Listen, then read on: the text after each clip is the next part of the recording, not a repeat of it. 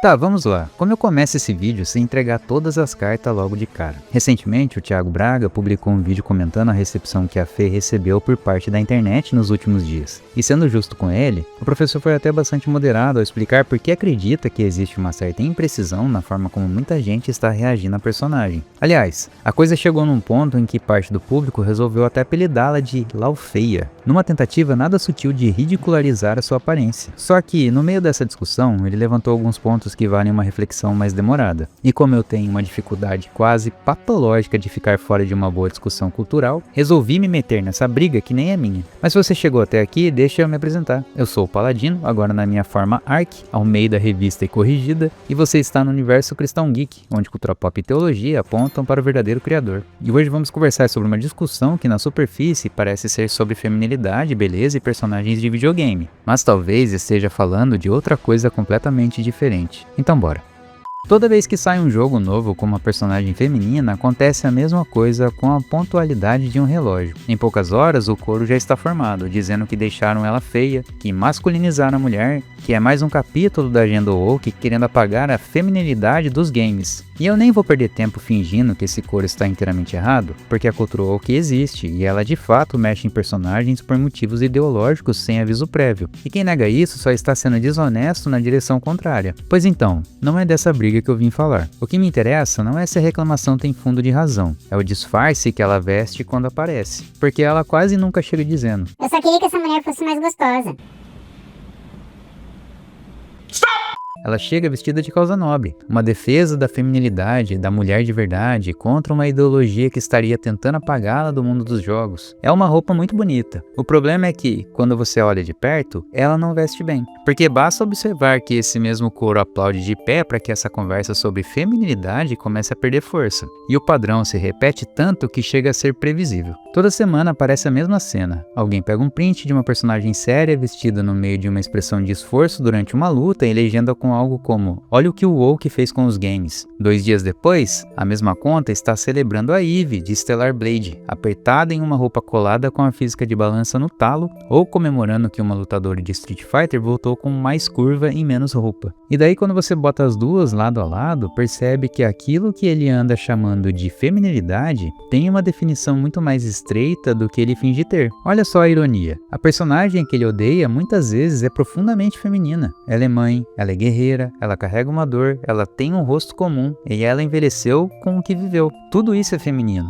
só que não é a parte do feminino que serve para ele. Uma mulher forte, vestida, com cicatrizes, marcada pela própria história, carregando o peso da idade, ele chama de arruinada, de lacração. Mas se essa mesma mulher aparecesse sem muita roupa e com o corpo calibrado para balançar, essa reclamação nem existiria. Então o que incomoda de verdade nunca foi a falta de feminilidade. O que incomoda é uma feminilidade que existe para a própria mulher, e não para o olho de quem está do outro lado da tela. No fundo, o que essa galera não suporta é a mulher que não foi construída para agradá-los. E dá para perceber isso olhando para a discussão recente em torno da Fei. O Thiago Braga comentou uma coisa interessante sobre a reação que o público teve à aparência dela. Repara que a maior parte das reclamações não gira em torno do design ruim, coerência visual ou falha narrativa. A conversa quase sempre volta para a mesma pergunta: ela é atraente o suficiente? E o curioso é que a Fei continua sendo uma mulher bonita. Não linda, mas bonita. O problema é que ela não foi desenhada para ocupar exatamente o mesmo lugar que certas personagens ocupam na cabeça desse público. Ela não existe prioritariamente para ser admirada como objeto de desejo. E é nesse ponto que a máscara começa a cair. Porque quando uma personagem continua feminina, continua bonita, continua reconhecivelmente mulher, mas ainda assim passa a ser rejeitada, isso sugere que o debate não é sobre feminilidade. Talvez toda essa reclamação seja por uma coisa completamente diferente. E aqui é importante a gente desacelerar e entender uma coisa, porque nada disso acontece por acaso. Isso é pura engenharia. Tem gente sendo paga para fazer a cabeça dessa galera pensar assim. Thomas Lamar, em sua obra The Anime Machine,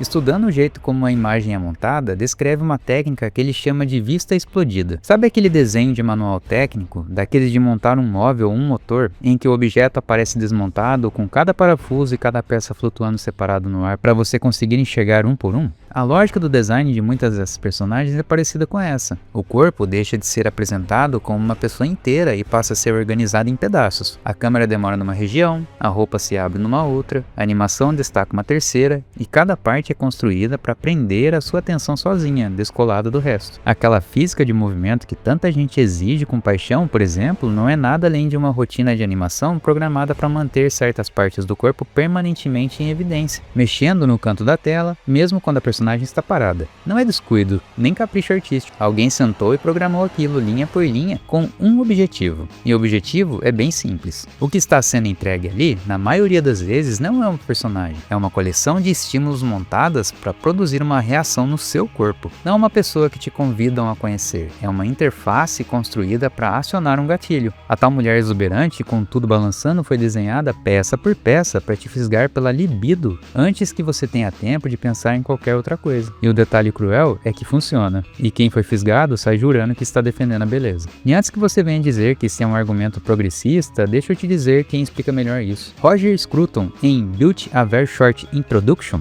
O Joel Santana aí sempre mandando um abraço pra mim. You tá de brinquedo aí de mim? Separa o que é querer uma coisa pela beleza dela e o que é querer uma coisa só para saciar um desejo. O argumento dele é o seguinte: quando eu quero uma fruta porque ela é linda, ali na fruteira, nenhuma outra serve no lugar. Se você me oferecer uma outra igualzinha, eu recuso, porque o meu interesse nunca foi uma fruta qualquer. Era aquela, em específico. E no fundo, o que eu quero nem é saciar meu desejo com ela, mas sentir o sabor que só ela tem. Agora vira a chave. Quando eu quero uma fruta só para matar a fome, aí tanto faz. Qualquer uma resolve o problema. Como o próprio Scruton escreve, nesse segundo caso, o meu desejo não é pela fruta individual, mas por qualquer membro de uma classe funcionalmente equivalente. Guarda essa frase porque ela descreve com precisão cirúrgica o sujeito que reclama das personagens. Ele acredita que está defendendo a beleza de uma mulher, mas ele não quer aquela mulher, aquela personagem ou aquela pessoa. Ele quer qualquer uma que cumpra uma tabela de requisitos, tanto de cintura, tanto de peito, tanto de bunda, tanto de roupa menos, a física do balanço no talo. Quando ele reclama que a personagem não está atraente o suficiente, ele não está fazendo um juízo de beleza do jeito que ele jura estar. Ele está reclamando que uma unidade chegou abaixo da especificação. É a mesma frase que você usaria para devolver um produto com defeito na loja. E é por isso que para ele serve qualquer uma, porque ele nunca esteve interessado em ninguém ali, só na função que aquele corpo deveria cumprir para ele. E essa redução do feminino, vale dizer, é bem mais velha do que qualquer videogame e não é só sexual. Dorothy Sayers, que apesar das suas controvérsias feministas, apontava algo interessante em seu ensaio mais famoso, As Mulheres São Humanas. Ela reclamava há quase um século do jeito como os homens discutiam o que as mulheres querem, como se a mulher fosse uma categoria única, uma espécie com manual de instruções, em vez de 1 milhão de seres humanos diferentes, cada um com a própria cabeça e a própria vontade. E quando você entende isso, as coisas começam a se clarear melhor nessa disputa entre o conservador e o ideológico. Porque dá pra ver que quem sexualiza a mulher e quem transforma a mulher em bandeira ideológica estão fazendo no fundo a mesmíssima coisa, só que de pontas opostas da mesa. Um quer que ela seja um corpo que performe excitação, o outro quer que ela seja um cartaz que performe uma mensagem. Um reduz a mulher à anatomia, o outro reduz a mulher à política. Mas repara que os dois têm em comum. Nenhum deles quer de verdade uma pessoa ali. Os dois já chegaram com uma classe pronta na cabeça. A gostosa de um lado, a representatividade do outro. E os dois ficam furiosos exatamente pelo mesmo motivo, quando a mulher na tela se recusa a caber no molde que prepararam para ela. É por isso que o homem que grita defendendo a feminilidade, a tradição, as mulheres de verdade contra a agenda, acaba virando sem perceber justamente aquilo que ele jura combater. Ele passa o dia acusando o outro lado de reduzir a mulher à política, e faz isso no mesmo instante em que reduz a mulher só a um corpo exuberante. Ele chama a personagem da feminista de boneca de propaganda, enquanto, na mesma frase, exige que a dele seja uma boneca de prazer. E quando ele grita tudo isso em voz alta, em nome de valores, em nome da família, e às vezes até em nome de Deus, Abraços aí, Liga Nerdola.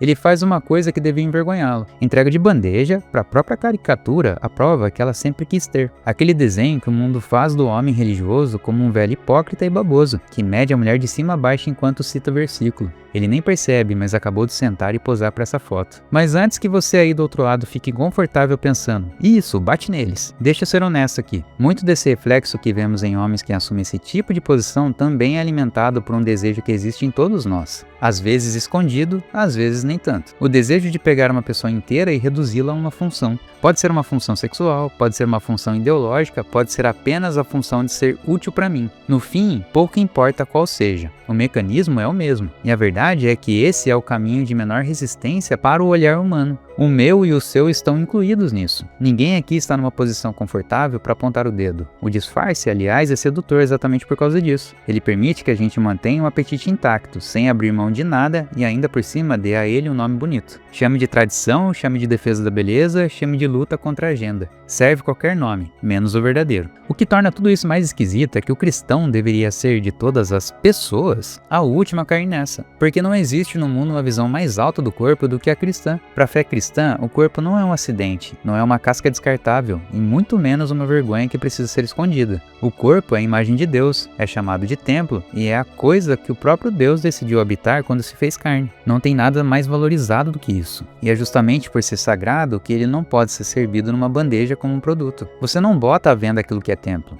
Então repara num detalhe que ninguém quer ouvir. O sujeito que pede o corpo entregue e feito mercadoria não tem uma visão mais elevada da mulher do que o crítico secular a quem ele zomba. Na verdade, ele tem uma bem mais baixa. Ele pegou uma coisa que a fé dele mesmo chama de templo, rebaixou uma vitrine de loja e teve a cara de pau de chamar isso de tradição. O teólogo von Balthasar passou a vida inteira insistindo numa distinção que esse desejo simplesmente não consegue enxergar. Para ele, a beleza é uma experiência desinteressada. Isso significa que a gente não se aproxima dela para possuí-la, consumi-la ou arrancar alguma coisa dela. A beleza verdadeira interrompe esse impulso. Ela nos faz parar, contemplar e reconhecer que existe algo valioso diante de nós que não foi feito para ser usado. Por isso Balthasar dizia que a beleza aponta para além de si mesma. Ela não termina no objeto belo, ela nos conduz para aquilo que o objeto revela, a verdade, o bem e, em última instância, o próprio Deus. O desejo faz um movimento contrário. Ele te agarra e quer te possuir. Ele transforma aquilo que vem em algo que pode ser consumido. A beleza, por outro lado, só pode ser recebida. Ela exige mãos abertas em vez de punhos fechados. São dois movimentos opostos do mesmo coração. E Balthasar deixa um aviso que parece até ter sido escrito para essa discussão. Segundo ele, quem perde a capacidade de contemplar a beleza, ou quem passa a tratá-la apenas como objeto de desejo, acaba perdendo também algo muito mais profundo. Nas palavras dele, essa pessoa já não consegue orar mais direito.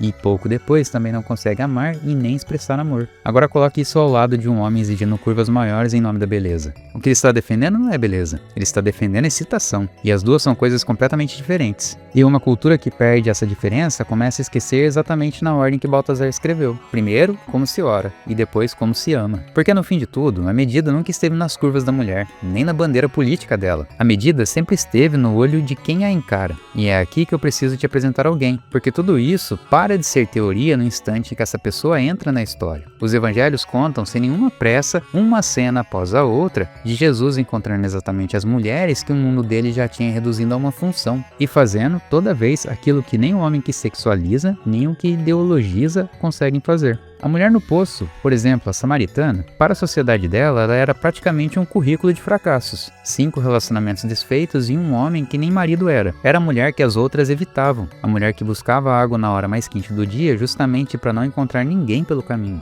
Ela já não era vista como pessoa, era uma categoria ambulante. A errada, a impura ou a de moral duvidosa. E então Jesus senta à beira do poço e faz algo surpreendente. Ele não a trata como um caso social, ele a trata como interlocutora. A conversa teológica mais longa registrada nos evangelhos acontece justamente com ela, e é para ela, logo para ela, que Jesus revela de forma mais explícita quem ele é. Ou seja, enquanto todo mundo viu uma ficha, Jesus viu uma pessoa. E esse padrão se repete em outros momentos. Foram mulheres que permaneceram próximas da crucificação quando muitos homens fugiram. Foram mulheres as primeiras testemunhas da ressurreição em uma época em que o testemunho feminino sequer possuía o mesmo peso jurídico e social que o masculino. Se os evangelhos fossem propaganda, essa seria uma escolha estranha, mas Jesus não parecia particularmente preocupado com as categorias que o seu tempo considerava importante. Em todos os encontros que teve com mulheres, ele se recusou a reduzi-las a uma função, nem como um objeto de desejo, nem como um símbolo ideológico, muito menos o de uma disputa social. Ele as tratou com a mesma dignidade fundamental com que tratava os homens, porque diante dele era exatamente isso, vidas igualmente valiosas. Então da próxima vez que uma personagem aparecer na tela e o coro subir de novo dizendo que deixaram ela feia, que acabaram com a feminilidade ou que os jogos foram tomados pela agenda, só faz uma coisa, escuta com calma o que está sendo pedido de verdade. verdade. E então tira devagar a fantasia de cima da reclamação. Porque quase sempre, por baixo de toda aquela linguagem bonita sobre tradição, beleza, mulher de verdade, existe uma frase muito menor escondida ali. E ela costuma ser mais ou menos assim: eu queria ser excitado e não fui. E olha, não existe vergonha nenhuma em sentir desejo. Desejo é humano e faz parte da gente. O problema começa quando o desejo veste as roupas da virtude, porque é assim, exatamente assim, que uma pessoa consegue conservar o apetite inteiro enquanto vai aos poucos perdendo a capacidade de amar. Você continua com tudo aquilo que queria agarrar e perde justamente aquilo que só pode ser recebido. No fim das contas, a mulher na tela nunca foi o que estava sendo testado ali. Era o seu olhar, era a sua capacidade de enxergar uma pessoa sem transformá-la em objeto, era a sua capacidade de contemplar sem possuir. No final das contas, o teste era para você.